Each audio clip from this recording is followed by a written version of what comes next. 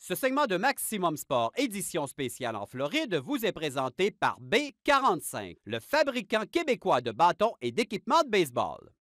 Il aura été un ambassadeur hors pair du baseball canadien, mais aussi des capitales de Québec.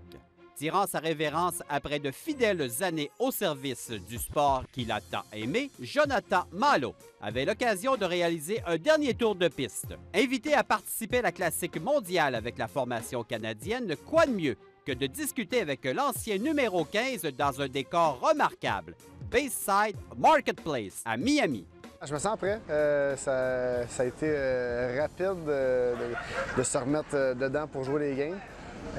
Mes derniers matchs, ça remontait quand même à la fin des séries l'année passée au mois de septembre. Mais ça a bien été. J'ai réussi à peut-être avoir assez d'apparitions au bâton là, pour retrouver un petit peu mon timing, si on veut. C'est ça qui était le plus important dans le fond dans ces matchs-là. C'était vraiment de voir le plus de lancers possible, de voir des bâtons, des balles frappées des joueurs en défensive. C'était vraiment ça qui était le plus important. C'est toujours un honneur. On se le cachera pas. Là. Quand j'ai reçu l'appel, je pensais que c'était pour aller coacher, c'était pas pour aller jouer. Sauf que, écoute, je prends ça, j'étais vraiment content quand j'ai reçu l'appel. J'avais de la misère à y croire, mais c'est certain que c'était tout un honneur. Puis ça va me faire grand plaisir de défendre les couleurs de mon pays avant de prendre ma retraite. 2 matchs hors concours, un contre les Jays et l'autre face aux Yankees, en plus de se mesurer aux Dominicains, Américains et Colombiens. Est-ce encore impressionnant d'affronter des joueurs qui se retrouvent dans les majeurs? Impressionnant, c'est dur à dire. Je veux dire, t'arrives au bâton, c'est un lanceur comme un autre. S'il n'y a pas de nom sur l'uniforme, tu sais probablement pas c'est qui le lanceur. Faut prendre chaque apparition comme si c'était le même lanceur.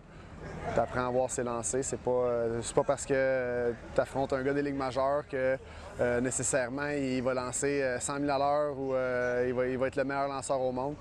J'en ai déjà affronté dans le passé des lanceurs de ligues majeures.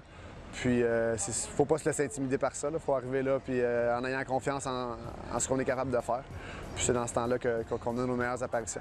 J'avais vraiment hâte. Quand j'ai vu qu'il se réchauffait, je savais que j'arrivais au bâton la manche d'après. J'étais très excité. C'était quelque chose que j'avais hâte de faire. Il a eu peur un petit peu. Là. Il m'a lancé 3 changements de vitesse pour commencer.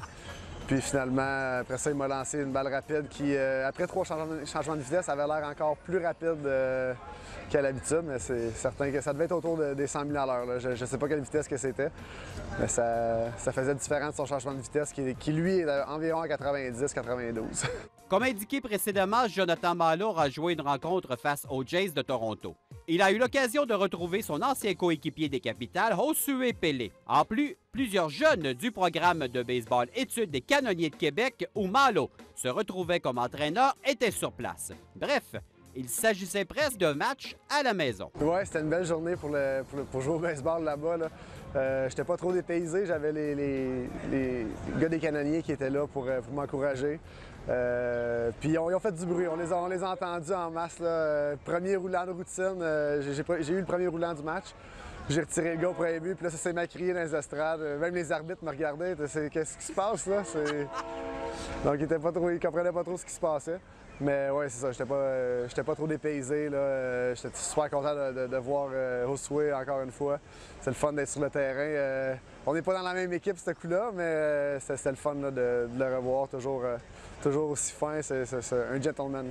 La réaction des joueurs des Canonniers en voyant l'ancien numéro 15 des Capitales sur le terrain confirme l'importance de l'implication et du dévouement de nos sportifs qui jouent un rôle de modèle chez les jeunes. C'est sûr que c'est ça qu'on essaie de faire en tant que professionnel. Oui, le but ultime de tout joueur, c'est de se rendre dans les ligues majeures, mais c'est d'avoir un impact positif, surtout sur des jeunes. J'étais chanceux quand j'étais plus jeune. Il y avait les expos. J'allais souvent au match, puis on essaie toujours de s'identifier à un joueur pour... on veut être comme lui, on veut se rendre jusque-là. C'est un petit peu ça qu'on essaie de faire. C'est certain que je ne suis pas dans les ligues majeures, mais si ça peut être un impact minime là, en jouant à Québec ou quoi que ce soit, pour qu'un jeune joue le plus longtemps possible au baseball, qui donne son 100% à tous les matchs, c'est ça qui est important. Portant fièrement la casquette et le chandail de baseball 360, l'impact de pouvoir s'entraîner et pratiquer le baseball lors de la période plus froide représente un atout majeur dans le développement des athlètes. On essaie de donner le plus de cours là-bas possible, puis en même temps de pouvoir équiper les jeunes si on veut. Là, on a les deux qui sont bien combinés. Les jeunes peuvent s'acheter des équipements, puis sinon, ils peuvent venir s'entraîner, frapper des balles à tous les jours s'ils veulent, peu importe s'il fait moins 40 un lundi soir au mois de février. Donc, c'est ça la beauté de notre centre. Un vrai de vrai qui confirme le tout respect de Jonathan envers son sport. Ce segment de Maximum Sport édition spéciale en Floride vous a été présenté par B45, le fabricant québécois de bâtons et d'équipements de baseball.